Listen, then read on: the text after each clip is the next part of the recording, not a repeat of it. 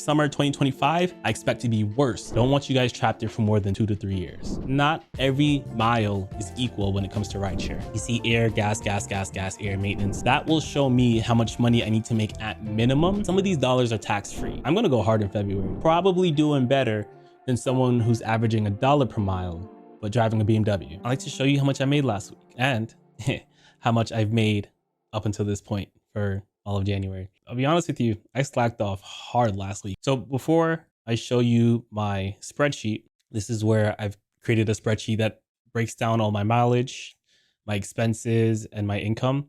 I always show you what I made on the Uber app and the Lyft app because I'm usually accused of lying or photoshopping, and I don't want to.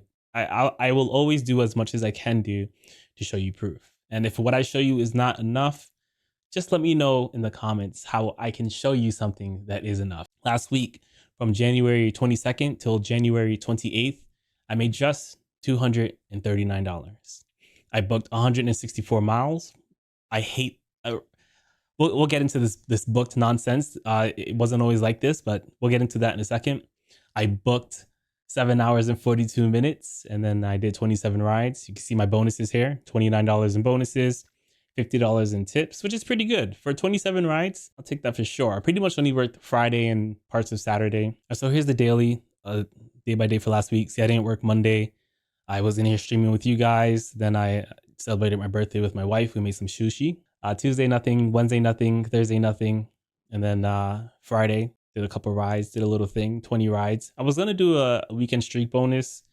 And I don't know, man, I just lost the energy. I was just like, I'm just not about it this week. Saturday wasn't looking that great either. And I decided that let me just take the weekend off and I will just try to hit some streak bonuses that Lyft threw at me. I'll show you the streak bonuses I'm trying to hit for this week. So here's the bonus that I'm going after this week. Let me know if you think it's worth it. And then also let me know, when's the last time you've gotten a ride challenge? If you're a Lyft driver, I want to know when the last time you got a ride challenge is or was. I want to know what your market is. And I want to know your status. Are you a platinum driver? Are you a gold driver? Have you not driven Lyft in a while? Do you find that the only time you do get challenges is when you haven't used it? I'm trying to pinpoint how they decide who and who's not getting challenges. If you're a Lyft driver in Charleston specifically, which is my market, I really want to hear from you. I really want to know and start understanding, how is Lyft going about deciding who gets a challenge and who doesn't get a challenge? So this is what I'm working with this week. I've done 9 rides this morning, $235 over the course of 125 rides. So I would have to average at least 32 rides per day. That'll get me a little over the top. That'll put me at like 126. Is that math checking out? It might. I don't care. It'll get me close enough. So I got 10 rides. I knocked out 10 rides early this morning because I knew I'd be here with you guys. And then after the stream, I'm going to go and take a nap. And then I'm going right back out there because I don't want to fall behind. When you fall behind, it makes it hard. Tuesday, Wednesday are the slowest days of the week. So you don't want to be behind going into the slowest days of the week. So I want to make sure I use my Monday. I know college students will still go out on Monday. And then Thursday is the day. I can probably get about 35 rides to wrap it up. But like I said, I want to work hard at the beginning of the week so that I'm not feeling anxious about completing this ride challenge on Thursday, because it ends at Friday, 5 a.m. That's when the day starts for me over here on Lyft. And over here on Uber, I didn't do anything. There's nothing to cover. I didn't, like I said, I had a very off week last week and it put me behind. Not personally, you know, I can still afford all my bills and whatever. It just puts me behind on my goal to achieve $100,000 with Uber and Lyft this year. And I need to pick up pace. I really do. So this is my spreadsheet. You can see my mileage here. You can get the spreadsheet too. It should be in the description. You just have to support me on Patreon and you can get access to this. I'll have other goodies coming out on Patreon as well. So let's see, my Lyft referral is not in these numbers. So these are all of my like natural numbers. Zoom in for you guys. So my total for January so far, $4,179.50 over the course of 125 hours and 20 minutes. That reminds me, I did not I have to rant about something. I absolutely have to. I need to rant about it so that I can move on from it. But I need to show you guys something. So before expenses and taxes, that's $33.35. I am still in my slow season for my city. The beginning of January was very rough before the students came. Now that the students are coming back, it's picking up. We had one warm day last week and the tourists were coming out, and it's going to get there. I have faith that I'll still be okay this year. Even though pay is decreasing, I think that I'm just gonna have to buckle down when the summer comes and really go hard. I need to make up for the slow seasons and really go hard during the summertime. So if you know your market well enough, you should know when the slow season is and when the busy season is. And despite how you feel, you should be maximizing your hours like there's no tomorrow in the summer, because there might be no tomorrow for Uber and Lyft in the sense of how much we're expecting to make, right? I expect that with Uber and Lyft, unless there's some huge government like interference, it's only going to become harder and harder to make money. I had a conversation with an old head who was doing Uber and Lyft before the pandemic, right? I'm a pandemic rideshare baby. That's when I started. He said right now is how it felt right before the pandemic. The pandemic came and it made things unusual for Uber and Lyft. A lot of drivers stopped driving. So the drivers who were driving started making a lot more money. But now he says right now is reminiscent of how it was before.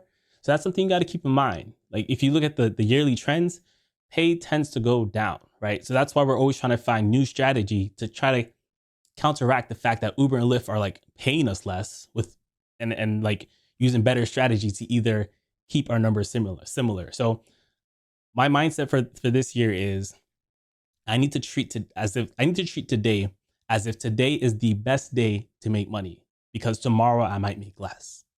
So when it comes to this summer, I'm expecting to be the best summer that will ever happen in the future, right? So summer 2025, I expect to be worse than summer 2024. So to me, that's why I'm kind of like in a hurry to put myself in a position to where I don't need Uber or Lyft anymore.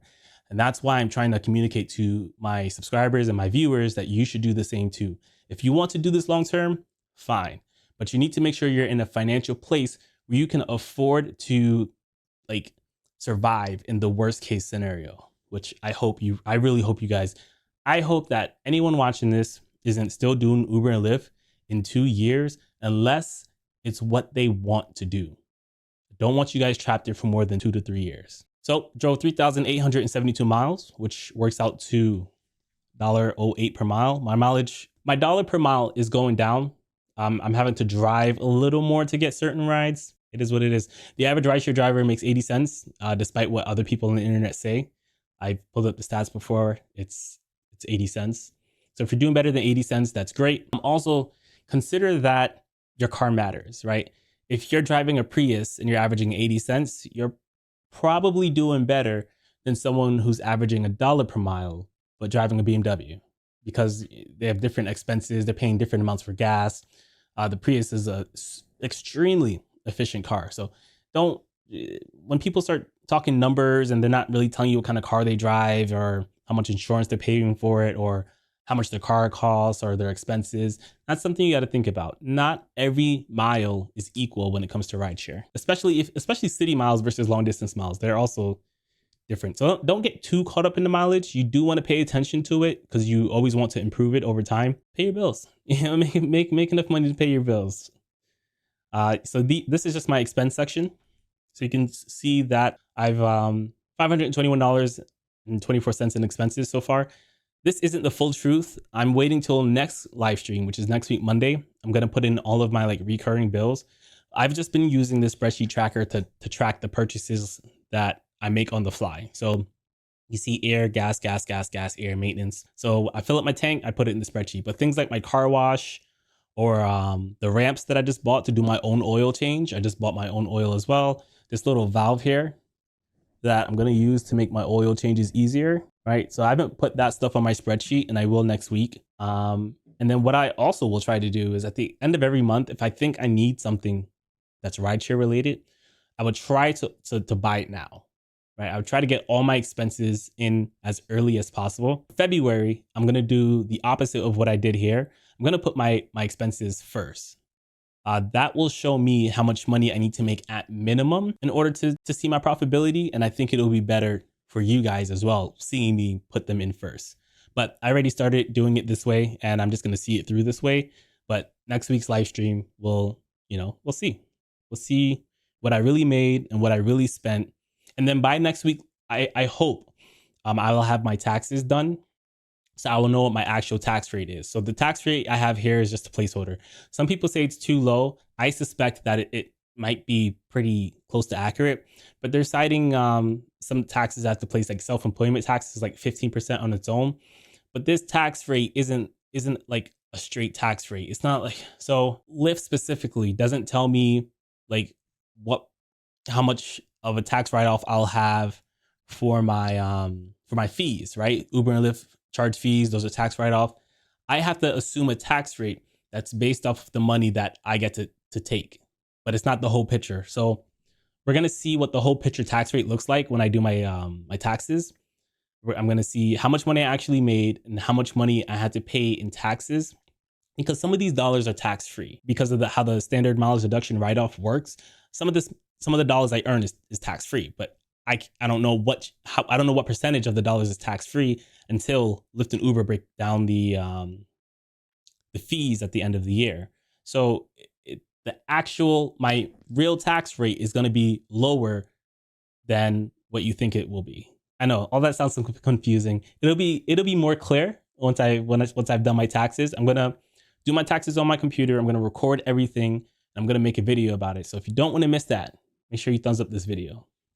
But my mileage write off right here is $2,594. So out of the $4,179 that I've made, my write off, how much I can lower my taxable bill by is $2,594.24, which lowers my income, my taxable income, to $1,585. That doesn't mean that's all I made. That's just what the government allows me to legally say I made based off of my mileage deduction. We as drivers make money on the deductions. So assuming a 10% tax rate, my estimated taxes so far in January is $158.53, which makes my true net. So once we subtract expenses and our estimated taxes, our true net is $3,500, which brings our hourly to $27.92. Now that number is going to drop once I put the rest of my expenses in there. It actually might even out because I got a Lyft referral that came in January. I took it out for all this. All the numbers I just gave you was without the Lyft referral, so it might balance out at the end of the month. But I will tell you, I'm gonna go hard in February. I gotta make it for what I lost in January, and I need to start earning days off. I need to be in a position to where I'm ahead of the game. So if I get sick or if my car needs to go to the shop, I can afford to take a day off. And I'm behind. I've procrastinated too much. I have no excuses, and now I have to suffer and work very hard to get caught back up.